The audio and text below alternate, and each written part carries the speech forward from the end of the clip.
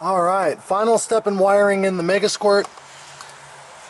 In the factory vane airflow meter, there's a switch that closes to turn the fuel pump on when the vane air meter flapper moves as it's drawing air in as you're turning the starter over.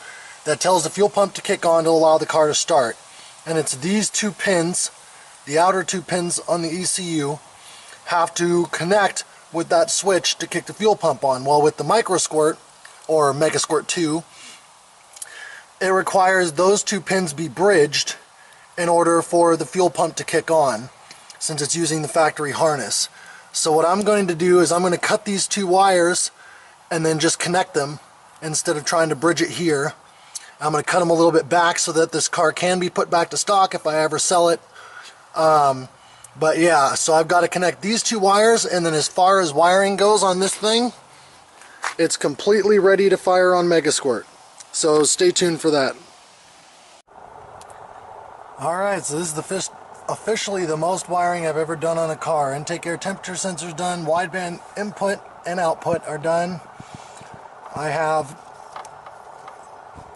spliced those two wires here, and now officially this car is ready for one of my buddies to come over and help me upload a base map and try and get it fired on the Megasquirt. The base map is a stock injector map, which is why I have stock injectors in still. 310cc rated from the factory. They actually flow 329cc after being flow matched. Untuned with 55 psi base pressure and about 9:1 compression. Car made 262 wheel horsepower, 271 wheel torque on 16 psi on this eBay T04B.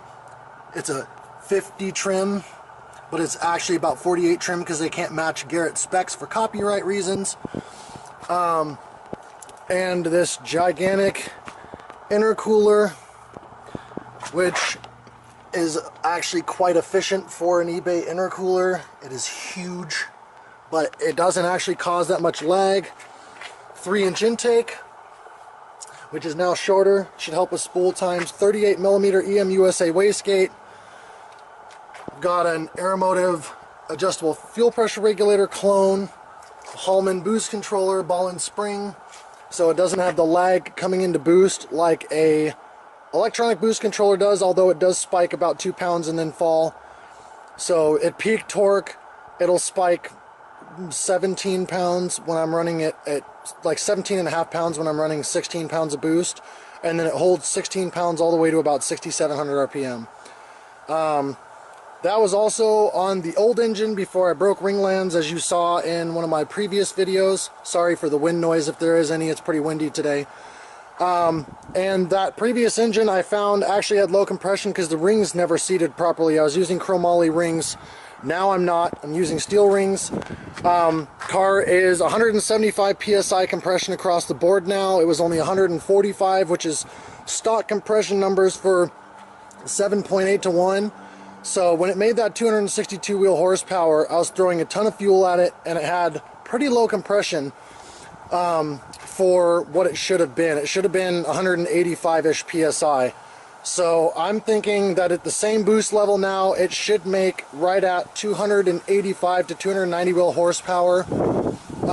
With a tune, possibly a little bit more. Maybe get it into the 295, 300 wheel horsepower range. So stay tuned.